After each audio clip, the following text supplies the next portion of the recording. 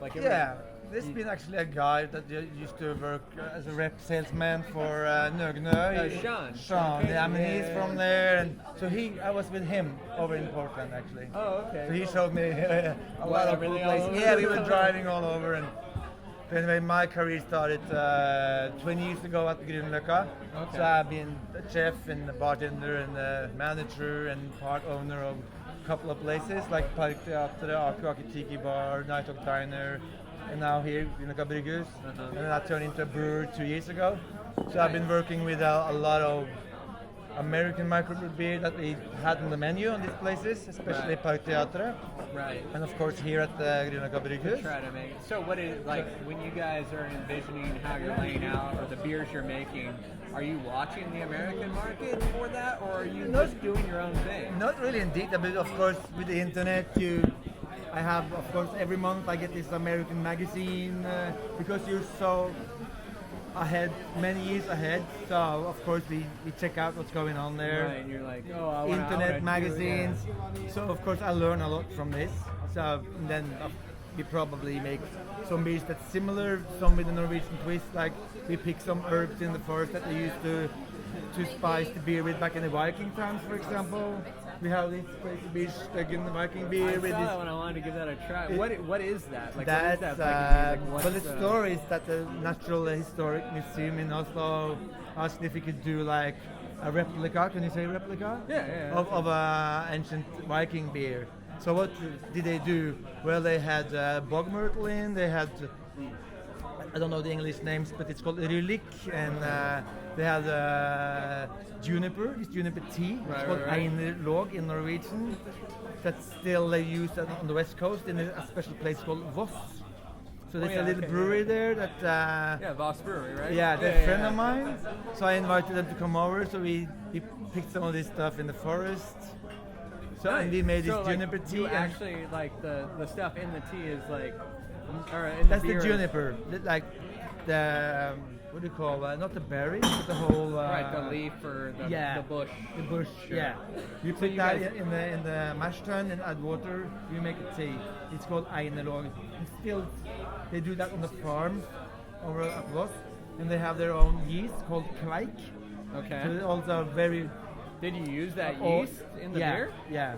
Oh. And it's very special yeast. It's weaker than modern yeast. So this is like a hand-picked beer, basically. Yeah, that was a very special beer, and we put some smoked malt in because all malt back in those days were smoky. So how does it work? So I mean, I know that the craft brew scene in Oslo and in Norway is like fairly new. We're looking at, I mean, you guys are 5 years, and you're probably one of the first. The pub is 5. The brewery is only 2 years. Oh. So we're new, you know. So because I heard like in the last year and a half, 2 years is when the microbrew really. So how, as far as with. I know there's like the European like quality laws as far as beer, like it needs to be these specific things, and in America we fudge that like all the time. It's just like, oh well, we can, recover. So what are the rules for? Are you thinking of this German Reinheitsgebot? Right. That's not in Norway anymore. They don't even. So so we can put anything in. So to call something a beer, because I know in the States one of the big things we did was, you could call things a cider, and that allowed you some different rules, or you could call it a malt beverage, or you could call it a blah blah blah. Yeah. In Norway, is that here yet, or is it still very much like untouched area, and people are like? Well, I mean, if it's honey based, it's mead, right? Which is not.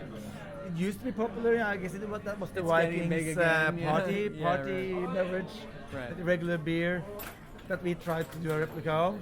That was more the common man's, what do you say, everyday beer, Right, well, it was a meal in a glass. And it probably tasted like shit. I mean, this is strange too, but it's very drinkable probably compared to what it was 1,000 years back, Well, that was all like nutrients and all just like work fuel.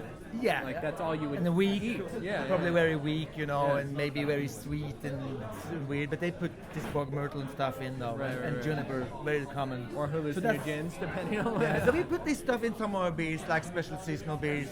I did one for the fall. My partner, he's a film director as well, so we made one called Höst, which is fall in American.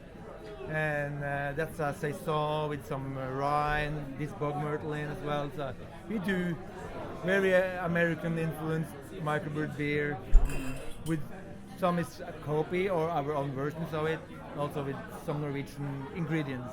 So are you trying to But create? there's no like, law against. You can do everything. You can do everything. Yeah. So are you trying to make? Because I guess where the law comes to effect is when you start distributing in the States or you bottle. Yeah. And then people are questioning. But If you it's- guys don't, you do bottle, but not Very massively. little. Yeah, we have a bottle line. So we have, the Norwegian Vinmonopolet, the wine Right, monopoly, yeah. the VP that we can say That's from the now. only place I can get your beer. Yeah, so we have some beers there, but just a few of what we produce because we make a lot of new ones. For example, today we put into the Brewery tank a barrel-aged beer. It's a cooperation with Johnsen Distillery from Ireland. They sent us freshly emptied Jameson barrels. Really? So we did a Baltic porter, put on the nice. barrels for a couple of weeks. So when's that And coming out? It's coming out. Maybe it's going to be a launch party the 12th of November, I think. And November 12th? Yeah. It's We have Baltic also Porter. a new place beside the brewery.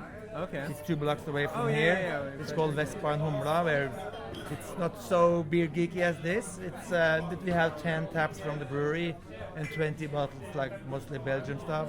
Nice. But it's good food. It's also a cafe at daytime. It's a rotisserie with porchetta and chicken and Oh, so like solid food. Good. yeah. Is it as far as and I'm gonna be like the super Portland like beer food snobs? Like Portland food scene is also Yeah. insane, and I think a lot of that has to do with like because the beer scene is good.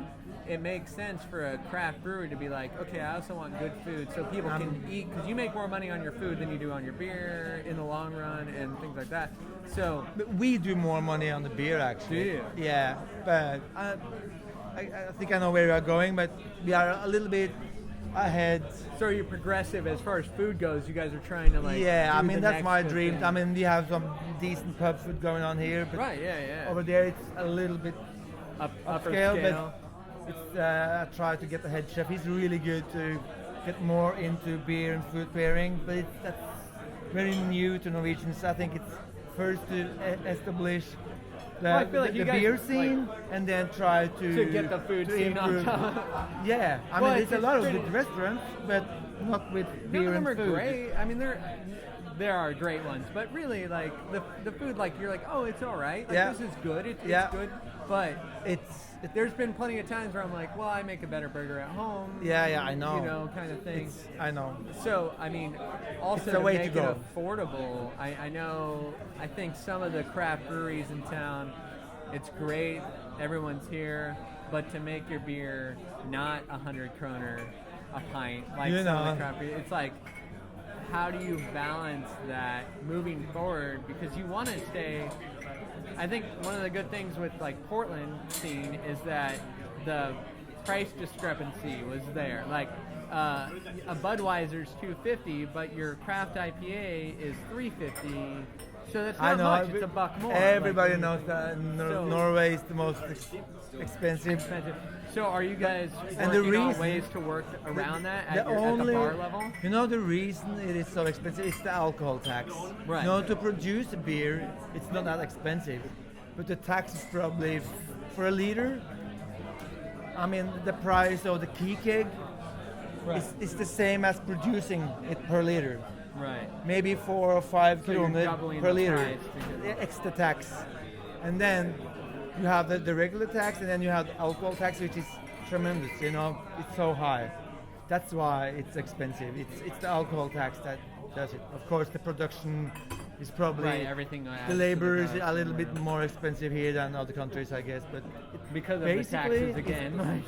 yeah. Yeah, So the tax is on different levels, you know. Right. But the alcohol tax is just, it's start at 20 kroner per liter, and then for an IPA it's 30 something, per Jesus. liter. So it's per content, as far as like It's per pro- alcohol pro- ABV. progressive. Oh, okay. So the stronger it is, you have to add Wow, that's like for 60 per liter. So if it's a 9% beer, it's 40 kroner per liter. so when your brewer comes up to you and he's like, "Oh, I want to make a barley wine," you're kind of like, "Oh, fuck." You can do it, but Sure. it's very expensive. Right. Of course, you drink less of it, but So I mean, so that's why it's really hard to do anything with the prices, you know. Right. But of course, we can try since it's our own. Do you try to work around though with like supplementing food sales or anything? I mean, like for a brewery, because I've noticed. I mean, I can talk about like the three main like craft breweries that I've gone to since I've been here is the Amneston breweries, right? Yeah. Scouse and you guys. Yeah, yeah. So I would say that Amneston is like far more expensive. They're on Than average here? 96 kroner. All right, a glass. I've really checked that. Yeah, you guys are the 89-ish round, and then Scouse stays probably around 78 to 89. Okay, so when you're looking at it, it's like okay, the bang for your buck, and you guys all have workarounds for that price. Mm-hmm. But as the market gets more competitive, you would imagine that with more breweries opening up. Yeah, so the way I guess instead of increase the prices a lot, the next future maybe it's gonna stay like this. I guess. Right. And we haven't.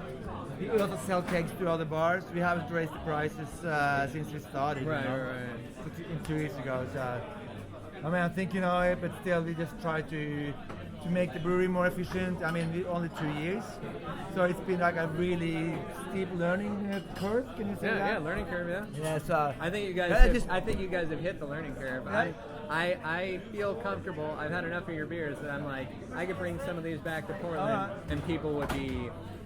I just had your bourbon cask stout yeah, cool. that I bought at and that thing was killer.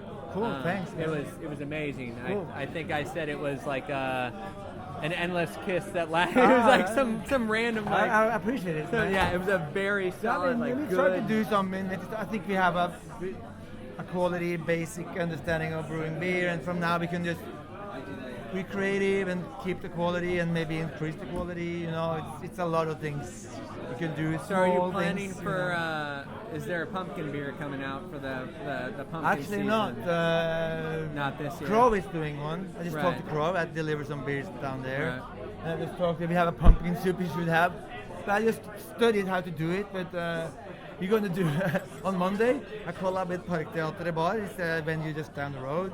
Uh-huh. And one of the owners is a very famous communist from the 70s. Oh, So we're going to do a communist beer. Communist beer. Are you going to have a communist release party? It's going to be red, maybe with beetroot in it. Oh. I'd like to see the label. It's like going to be a star, you know. He was more into the Chinese, Cambodian there you go. side. He was not the Russian side. Soviet, he was more Chinese, Cambodian. And actually, there is a photo of him with Pol Pot from Cambodia. Oh. So you know his stories. It's ugly, you know. So you're gonna. So do you want to do a communist release party? That's it's a fun thing. It's a fun thing. Oh, I mean, like it is. It's like, communist front, ha ha ha, and then like we're not going to actually talk about the history. We'll just talk about. Everybody knows this in Norway now. That Right. my age anyway. Yeah. So in the 70s, he was a lot in the media. They were not. Maybe they had like 2 or 3% of the voters. But you know that time was crazy. You know they want to have a revolution with weapons, and they were a lot on the TV debates, and so the party was called AKPML. So we're gonna make a beer called AKPML. That's actually great. That's fucking amazing. That's fucking amazing. And I do it with a manager down there. I used to run the bar down there, so I still have some connections, but I'm out of it. But so and we talked to this guy as well. He has some humor sense of this. So Yeah, said, I mean, you have to. Like, Yeah. if you were any part of it growing up, like you kind of have to joke about it, you know, as you get older. You can joke at everything, I think. So when that's just a story. so you're at 5 years as far as being an entity, 2 years of brewing. So like the next 5 years, so in 10 years, like what do you guys want? I mean, what do you think? Are you looking for international distribution? Are you looking to go, or do you just want to be like Not really. the bar that everyone knows about? I still wanna. This is gonna be the main place for the brewery because the company is this pub and the brewery, but we also have 3 owners, and we also have other little options. we have other places that we make like house beers for. So that's gonna definitely be one of our things to keep on doing house beers for the other restaurants, and distribute some beers to some other places in town. Right. Still do some cool new stuff and some beers for VP, Vinmonopolet. But we can double our production actually because we got some new fermenters over there. Nice. So I talked to we distribute everything ourselves. Right. We have only 3 employees at the brewery, so we do everything ourselves. But the bottles from VP is Craft Norway. It's a Norwegian company that distributes a lot of beers and some spirits as well. So we might do some more with them. I don't know where we are going, but I don't think we're going to be like very big. Have you seen the brewery? I actually haven't checked it out yet. No, I show you one day if you saw a like. little bit at the beer fest. I kind of peeked in, so, but I haven't walked around it. Now we produce, I guess, an average of 3,000 liters a week. And if we squeeze it, we could double it and a little bit more. How many beers can you do at once right now? So you're doing 3,000 liters. Are you doing how many different styles? For a while we had 19 different beers in stock. Oh, okay. So you have enough fermenters to kind of... yeah, that also means that we could produce a lot more than we sell. So when we have the capacity, we just brew, Right. So, but we also do the Pilsner, so that sells a lot here. We used to have industrial Pilsner from Oslo Brewery. Have you noticed, as far as the Norwegian market goes, in Portland it's the IPA. Like, everyone judges you on your IPA. If you make a shit IPA, then we're not even gonna... recording is an alcometer. No, it's... oh, shit, we're at 20%. That's not... No. So, like, in Oregon, it's the IPA, and that's kind of the staple. It's like, if you make a solid IPA, we can have that next conversation. I will try your, whatever. Yeah. In Norway, what is that beer? Is it the Pilsner? Is it the... For the handcrafted scene, they don't want lager beer. It's not ready for that. But I feel that here, it's a lot of, normal people who come in and average guys, I don't know, whatever. Right. They still want their Pilsner.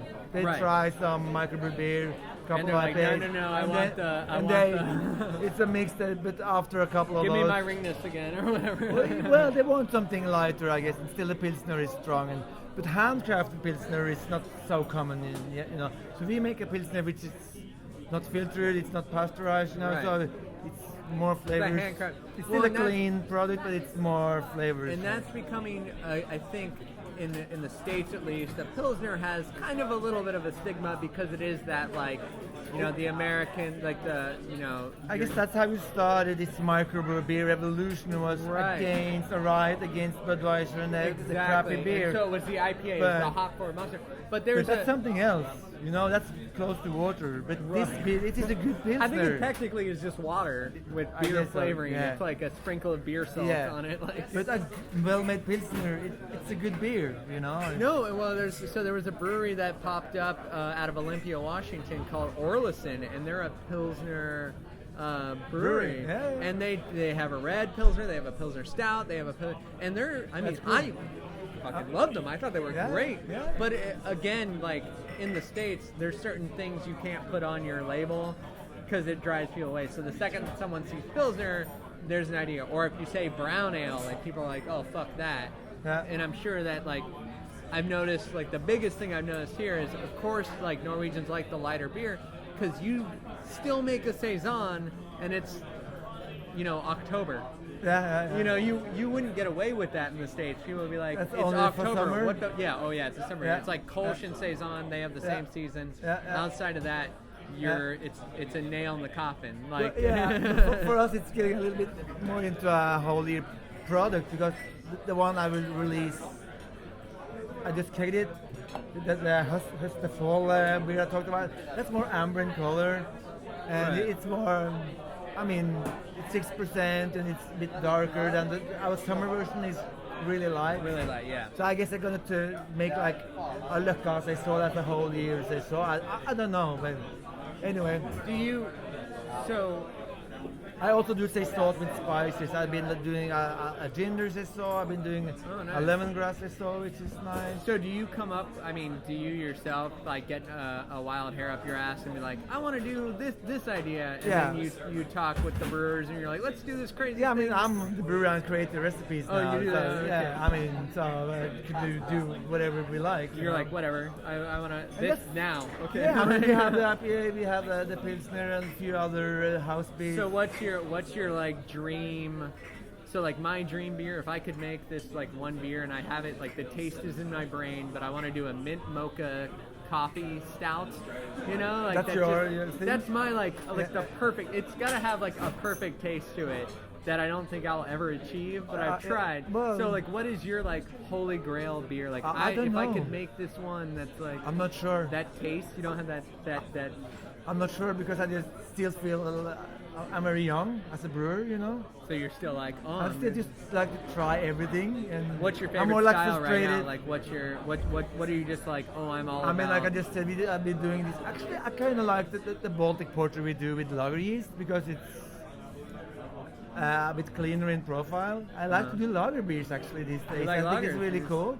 I do like bock beers and this Baltic porter that we put on kegs and on barrels.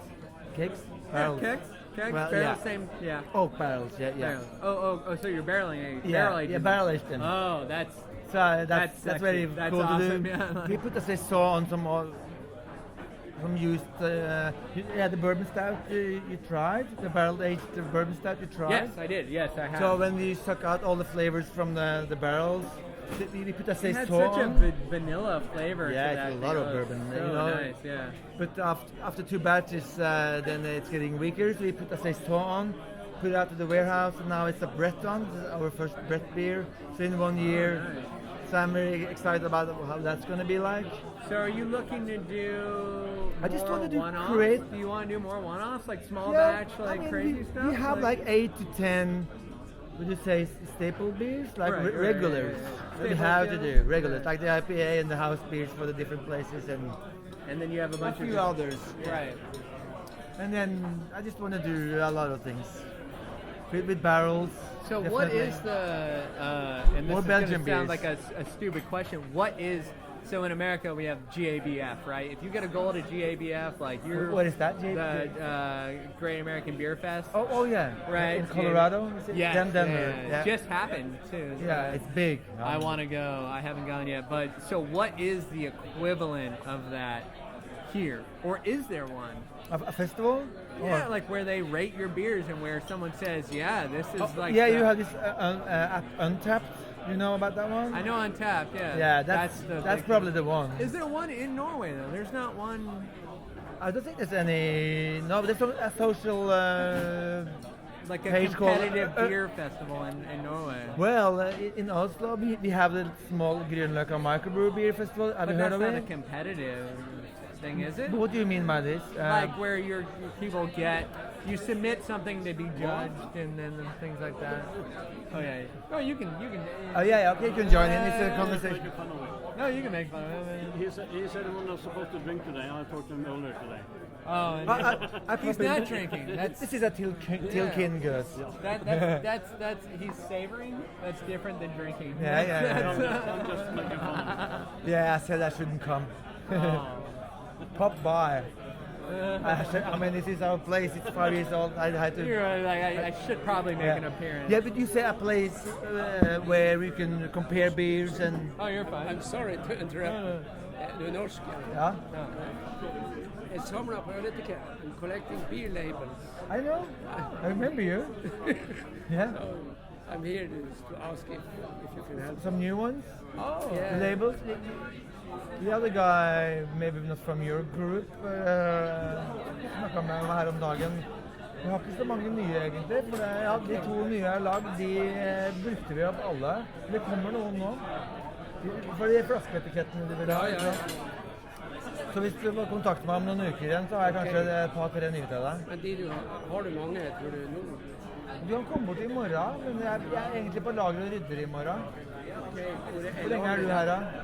Jeg drar i morgen, men når er det? Ja, vi er der fra 8 om morgenen til 9 bare, i morgen. Fra til 9 om morgenen? Ja, det er tidlig. Jeg skal bort og hente sykkelen min om en time, så jeg skal være her en time. Du kan bli med meg bort om en time. Ja, en time. Vi får se da. Men i morgen tidlig fra 8 til 9 Yes.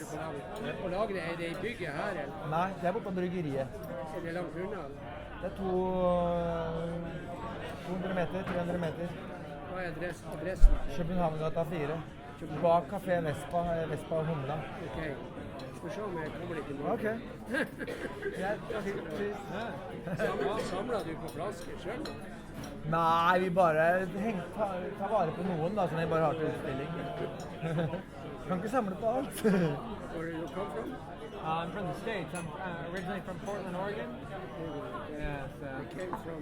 Går det bra, I eller? was in the States 2 weeks ago Oh, where were you?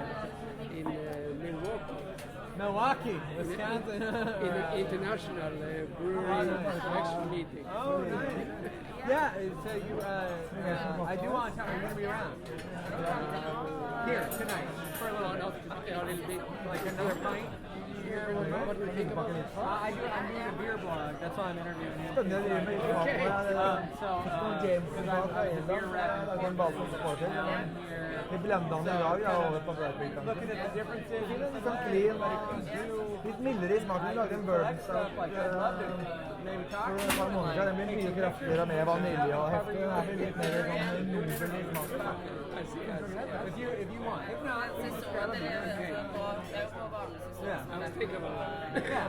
Well, I'll talk to you. I'll finish this and we'll have a beer. Thank you. Den ene ligger på fatet. Så lenge. Akkurat, har du hatt noen øl på den før? Nei. Det er kult. Can I get just 2 samples of that Viking? Like, it's going to go with others are full and then Tilbake. For James vil gjerne ha tilbake de fastene. Kanskje ha whisky på igjen. Ja. Det er jo prosjektet per nå ikke har som importerer Johnsen. Altså, vi har sånn PR-budsjetter. For meg er det kjempegøy. De filmer det og sånt. Så det er jo et sånn PR-prosjekt. Det er gøy å holde på med. Ja, på jo, takk. Erik Fort. This is from Nøgnø. Are you, so you're a rep there? Or? Okay. Recording, just so you know, you're I'm from Portland. I was a beer rep in Portland, and now I'm here, Portland, Oregon. Now I'm here, so I'm doing a beer blog because I have nothing to do. You know, Nøgnø was the first brewery, you know, that yeah, I know. You guys were Bob. So I was talking to the guys at Hansa about that whole thing because Anheuser-Busch bought my distributorship where I work and a bunch of breweries that I work with. So like that. So two samples of the Viking area. Yes.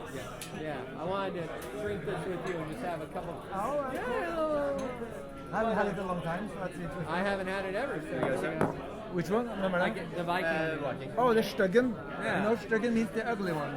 The ugly one. Yeah. So, do a quick little thing like that, and we'll do this. I want to talk to you more. Skal vi stikke igjen, eller? Henge litt? Ja. Men så Nøgnø, they were the first microbrewery in Norway, except from a microbrew pub from the 80s. Right. It's still here, but they did 5 beers and I've never really. That's what they. Nøgnø, they started 2001, so the owner, he was a captain pilot. Oh. So he flew to the States all the time. That explains some of their. So he was a home brewer. The names of their beers. Yeah. Yeah, like 2 captains, and was with another pilot. Hello, Terje. Takk. So I don't want to take up too much more of your time or do any more of this. It's really always interesting to talk about. I wanted to, since we were talking about this one earlier, right, the Viking beer, and so this is the hand-picked beer, right? Cheers. Skull. Yeah, you know, it has a lot of earthy aromas. It's like a bit foresty. It does. It's like, not in a bad way. It tastes like dirt. It smells like dirt. It smells like earth. It smells like I'm in the berry patch. Yeah, it's, you know, you're in there, you know. That's nice. It's a little peaty, but it's also just a solid. It tastes like a meal. Like it's a good. Yep. Yeah. And it improves actually. It's a bit earthy and smoky. That would be good with like now some it's cheese, more like mellow, like some good cheese and like jam. Definitely. With that, yeah. that would be awesome. Like a good pairing. But that's Even like a blue cheese, I guess, you know. Yeah, or even like a something sour, like a sour cheese, like a Gouda, maybe even. That's First, nice. and, you know, it's some smoke there from this smoked malt because we use beetroot smoked malt. Okay, We use that's spelt malt, this ancient wheat malt. Because we try to imagine all the ingredients they use. That's We know they used all this, but probably not together, you know. Right. Did you guys do any of the like the ritualistic stuff on the like while doing it? Like, did you give the prayer to the beer gods or? Well, not really. Well, we drank while we. but yeah, we had fun though. It was Vosper and us and Natural Historic Museum that did together. So we had a good time with it, and you never know how it turns out. So Because is this gonna go on file in the historic museum, or are you gonna have like a bottle there, like for? Well, they had this event. They had this event at the Literature House in Oslo where they talked about Viking food and the Viking nice. beverages. So they kind of ordered this beer for this occasion, you know, Nice. this event. So, and then I will give some kegs to Voss, I guess. They came with the juniper and the cracked yeast. And then I created the recipe and had the other stuff. I feel like that this could be a yearly release. Yes, I think you should. Like, and I'm actually gonna get a pint of that. I mean, I was very afraid it's going to turn out to be That's great. more like It's- an interesting but really undrinkable beer. But Well, now it's very drinkable. I mean, to be honest, It's great. When it was fermenting, it was, it was almost. questionable. To be honest, it tasted like puke. I think we got rid of the puke. That's a solid yeah. beer. But now it's a little bit like a bitter, like when I say that kind of branca. Yeah, you know? well, it tastes like it has that juniper taste. It has that berry Yeah. taste. It feels like, and I mean this in the best way possible, it's like I grabbed some berries out of a bush, got the dirt, shoved it in my mouth, and chewed it, and like it's just a meaty, good, solid flavor. It's gonna stay with you, and that's a good. I mean, next year we might change the recipe slightly, you know. Of course, That's well, you the always cool do. thing, You evolve. know. Yeah. But I think it's a beer, and I'll say this: it's a beer that tastes like it has heritage. Yeah. So it was a beer to be made as heritage. It was to be made with old style, and it tastes like it has old style. Yeah. It tastes like it's from the past. This is ingredients they used when they brewed beer, but I'm sure that the beer they brewed was not as good Not- as this. If we had those beers, maybe we couldn't drink it. I don't know, but It would probably be a lot sweeter, I'd imagine. it was a You lot could see sweeter a lot and, more and like, sugar, you yeah. know, dirty in a way and muddy, I guess, and but probably different. You know, the rich guys, the farmers who had, they maybe made solid, okay beer. You know, the poor guys, I don't know. It was like bathtub. It was And- like prison wine, Yeah. basically, for the poor guys. So. But there's a little bit of hops in it. Now they think the hops arrived in Norway, maybe in the Viking times, that maybe they I would used it. probably later. But yeah, until recently they thought, what do you say, 11th century. And before that, all beers were spiced with this ingredient. It's great, and even right now, it's just like a nice honey. If I was sick, I would be like, I need to drink this. 'cause Yeah, I mean, I can it heat coats this. your throat. Yeah, you could warm it up Yeah. and like put like a cinnamon stick in it and to just some, get even more stronger flavor. We could have fun. Even We could add have some fun. some rum or whiskey I into was it. thinking I don't know. some nutmeg. Yeah, If you yeah. wanted to make it a Christmas beer, Yeah. and then you got that spice in it. Actually, Well, our man, Christmas beer, we had to cancel that this year because we had a little bit no. of problem with the attenuation lately. So we're going to turn it into these barrels instead and make a Jameson Winter Ale out of it. Oh, It's well, very that's drinkable, but it's not- just too weak for a Christmas beer. I think that's probably the best case scenario. You're like, oh well, we couldn't do our Christmas beer, so we're gonna barrel age it and just make a good beer. You know, it's like, we oh, turn it into something you positive. poor you know? bastards. Yeah. I mean, in one way, I feel it's cooler, you know. That's good. Yeah, But it's a lot of money that we lose from the VP sales. right. But You'll still, make it up. You'll be that's what- fine. You'll be I fine. try to be positive about Yeah, that. you'll be fine.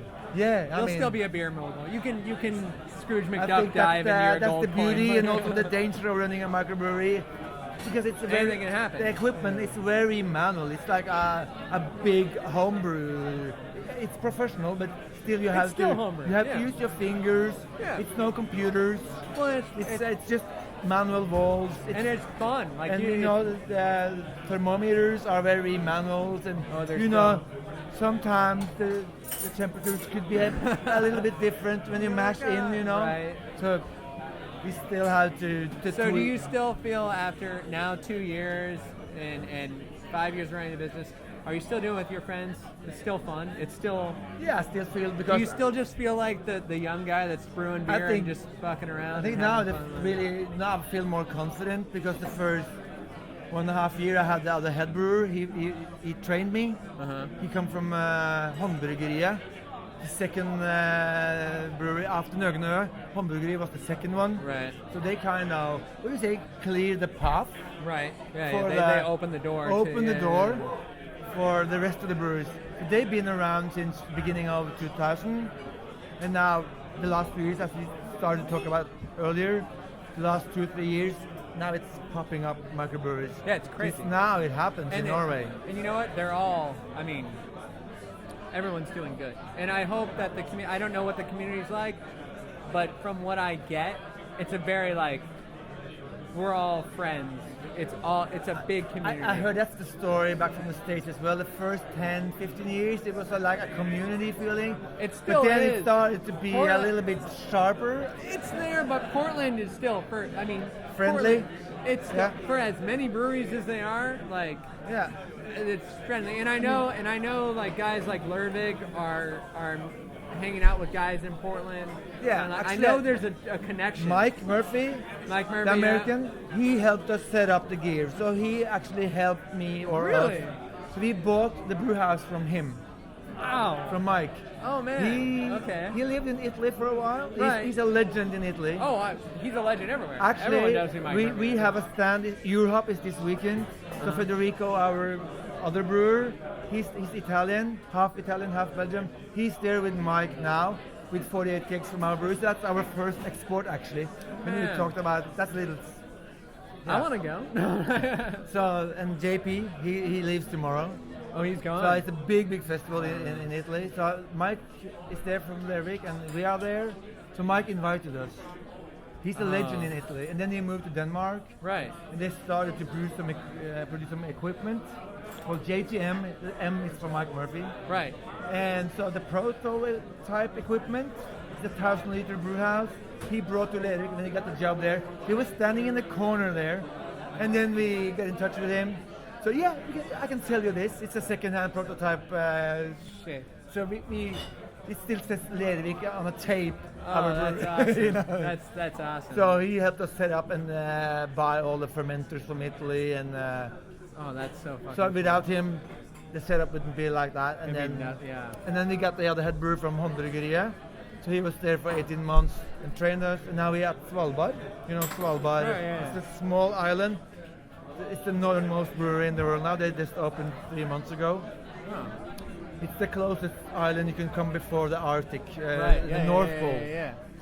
Wow. That's, This island is a coal mine industry. Now it's getting a bit more touristy, you know, with the melting of the so you're ice. like, you know what? We should put a brewery out there. They did. He was That's not crazy. allowed to put up a brewery until recently. So the owner fought 5 years with the government to allow to set up a brewery. So he moved on there, which was a shame that he moved, but he trained me, so now I can take control myself from, because he was the experienced guy, so I was more like the trainee, you know. So and now you're like, I'm gonna do some shit. Yeah, It's gonna but be great now. still we are fooling around and do some mistakes, and But I think it's good because here, it's not like in America. Like in Portland, if you fuck up, like you're done. Yeah, like yeah. one bad beer, But and you're still, done. we haven't done a bad beer. I mean, some is more Right. not really bad ones. We do some one-off that's more successful than others. But nothing. Some of them we don't do again. I think that part of that too is that there's not a community that will say, "Hey, this is a bad beer." Yeah. Like, I mean, because mean, some of the it's- bad beers aren't even bad beers. I gotta be No, I honest. mean, like, some like- people, if you say Untapped, some of the geeky geeks they maybe don't like the most fashionable beers that we do because they think it's too little hops. But you know, we have to be more subjective about, objective about the beer style. What kind of beer are you trying to produce? If you try to do like a clean, solid Pilsner, it's not supposed to be very strong or hoppy. You know, it's a clean. You have to at least hit the style points. Yeah. Like, oh, it's a red. It has, X, Y, and Z. But then we did this to it, and like that. Yeah. It's got to be recognizable. It's like a cover song. Beers are like cover songs. If you do a certain style, you should be inside the frames, Sure. But from there you can play, but then you call it something else, I guess. If I covered Queen's Bohemian Rhapsody, you should be able to go, oh, you're covering Queen's Bohemian Rhapsody. Not like, I have no idea what the fuck you're doing. It's tricky to hit the higher notes, I guess. Right. And some styles of beer are like that. Well, it's been a pleasure. Cool. And we can keep talking. I just don't want to make you be recorded. Are you going to listen to this? I will. If it's good. Well, here I'll.